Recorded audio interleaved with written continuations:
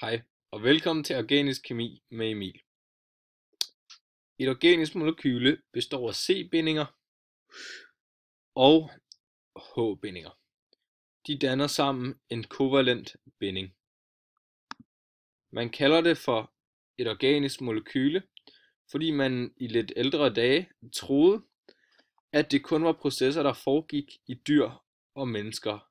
Men senere hen har man fundet ud af, at man rigtig kan gøre det i et laboratorium.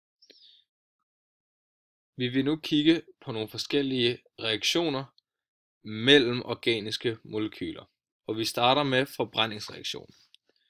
Forbrændingsreaktionen er, når bindingerne mellem carbon og hydrogen brændes, og der dannes CO2 og H2.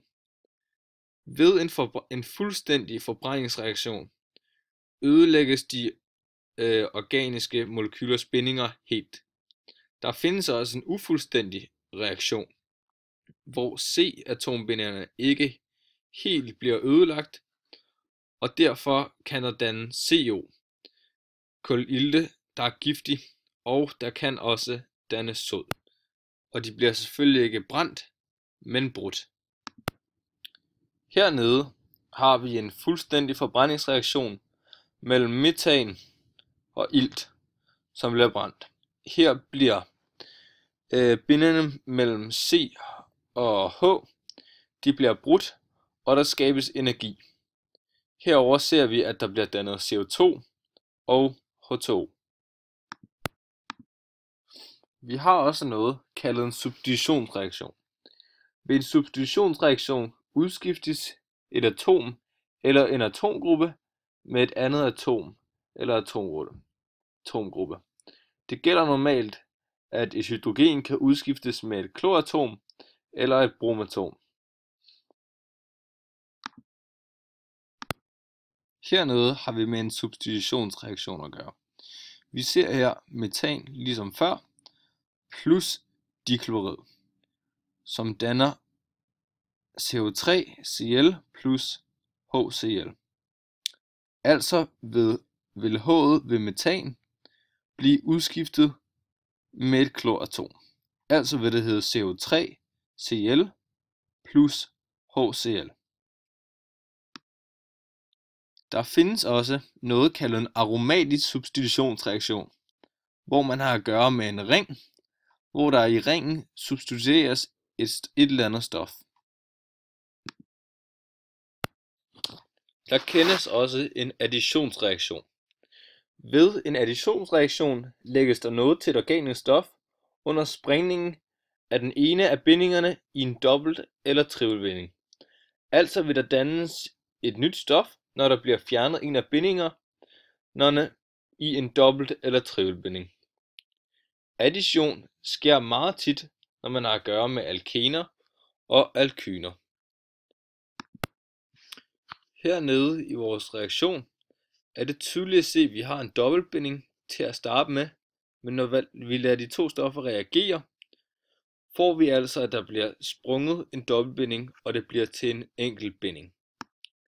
Der bliver også dannet et nyt stof, da vi starter med CO2 plus bromid, og herover har vi CO2-bromid. Vi har også et CH, som står alene herover, og der bliver adderet et bromatom til, så det kommer til at se sådan ud, CH-brom. Der findes også en eliminationsreaktion. Det er det modsatte af addition, og her vil der altså fraspaltes et mindre molekyle fra et organisk stof under dannelsen af en dobbelt- eller trippelbinding. Her ved vores reaktion kan vi se, at CO3 og CO2OH, når det reagerer med hinanden, vil der altså dannes en dobbeltbinding, og der vil fraspaltes et mindre molekyle, et H fra vores CO3, og gå sammen med OH og danne H2, altså vand. Her i vores hydrolysereaktion lader vi H2O reagere med CO3, CO OCH3. Man kan se, at der vil fraspaltes en metylgruppe, og den vil sætte sig sammen med H2O, og der vil så fraspaltes et H fra H2O, så det vil komme til at hedde HOCH3. Der findes også kondensationsreaktionen, hvor to organiske molekyler bindes sammen, og der fraspaltes eller dannes vand. Altså har vi CO3COH plus NH3.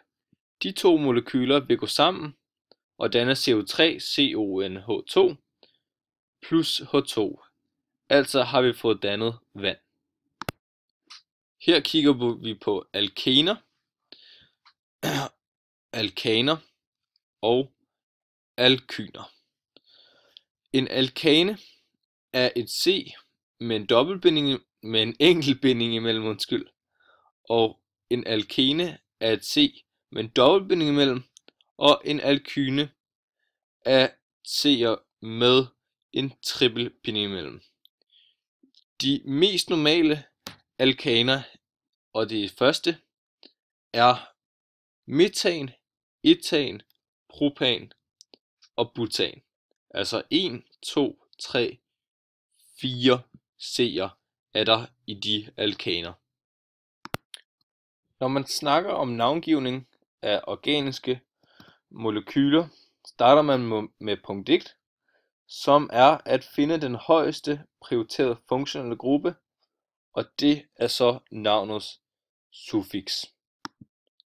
Dette skema viser, hvilken rangorden disse funktionelle grupper de er efter. Altså kan man se, at karbonylsyre de er allerøverst, og aminer er allernederst. Så hvis man har noget med karbonylsyre i, så er det altså suffikset. Mens det meget ofte ender med, at aminer ikke er suffikset. Punkt 2. Så skal man starte med at finde den længste carbonkæde i molekylet. Og hvis der indgår dobbelt- eller trippelbindinger, så er det meget ofte hovedkæden.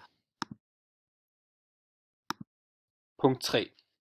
Nu skal man nummerere C-atomerne i hovedkæden, så carbonatomet med den højeste funktionelle gruppe har det allerlaveste nummer. Punkt 4. Her skal man angive placeringen af de funktionelle grupper, funktionelle substituentgrupper og sidekæder. Det gøres ved at angive det C-atom, det sidder på. Hvis der er flere af de grupper, f.eks. di eller tri, skal det foran navnet. Hvis de sidder på forskellige C-atomer, angives det nummer med komma imellem. Punkt nummer 5. Her vil sidekædernes navne svare til navnet på karbonhydratet af samme størrelse, men med endelsen YL. Man skal også huske at angive, hvilket C-atom i hovedkæden de her sidekæder er bundet til. Her har vi nogle navngivningseksempler, som vi vil kigge på. Og vi starter med at kigge på, hvor lang den her C-kæde er. Og som vi kan tælle 1, 2, 3, altså er det propan, vi skal bruge.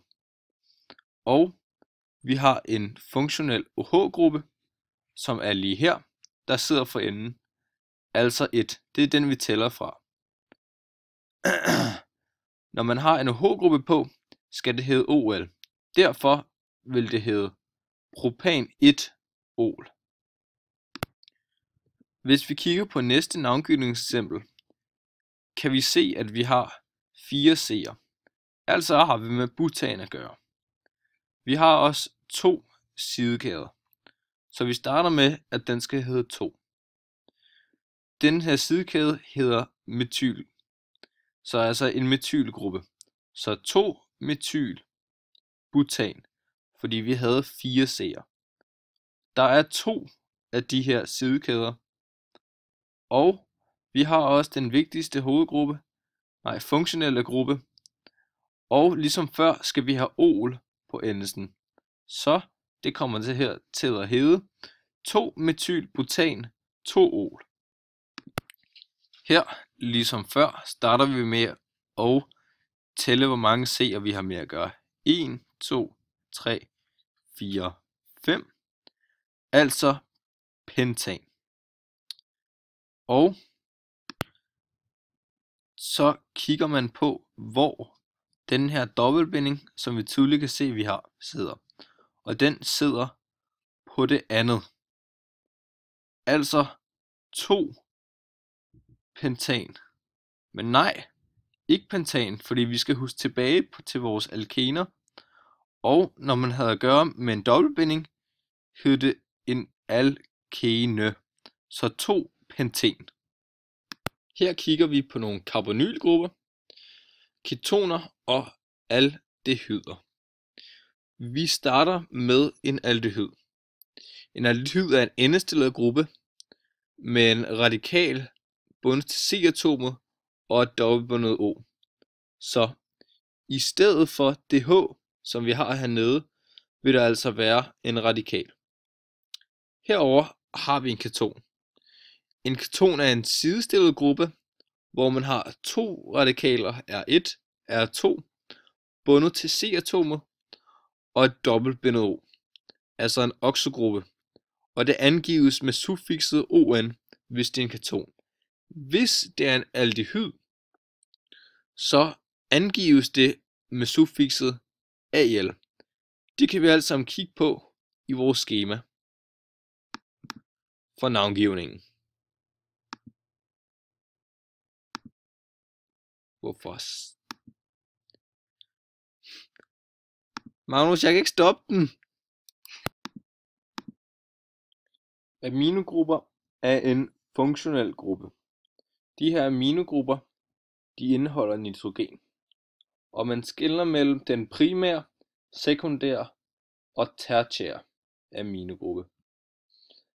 Den primære har kun en radikal og 2 H'er, da den skal have 3 bindinger. Den sekundære har 2 radikaler og 1 H, da den stadig skal have 3 bindinger. Og den tertiære har opfyldt alle sine bindinger, ligesom de 2 andre, men her er det så med 3 radikaler. Aminogrupper kan også afgive deres hydroner, altså deres H, hvis de sidder i hydrogenbindinger. Der er også carboxylsyre, og en carboxylsyre har basen med et C-atom og et dobbeltbundet O, en radikal og en hydroxygruppe. Carboxylsyre kan fremstilles ved oxidation af karbonhydriderne med luftens dioxygen. En carboxylsyre kunne fx være smørsyre. En carboxylsyre, fordi det er en syre, kan det også reagere med en base og danne salt, hvor H-atomet i en OH-binding afgives. Nu skal vi snakke om alkoholer. Alkoholer er indførelsen af en OH-gruppe i et karbonhydrid. Det medfører, at stoffet kommer til at hedde OL, altså ligesom alkohol. Man skelner mellem den primære alkohol, sekundære og tertiære alkohol, ligesom ved aminogrupperne. Altså det kommer an på, hvor mange radikaler der er. 1 radikal, 2 radikal, 3 radikaler. Og de vil altid have den her hydroxygruppe. Herover har vi metanol, etanol og propanol, og de har alle sammen den her hydroxygruppe, som gør, at de får OL som en endelse. Det var alt for denne gang. Tak fordi I kiggede med ved Emils organiske kemi.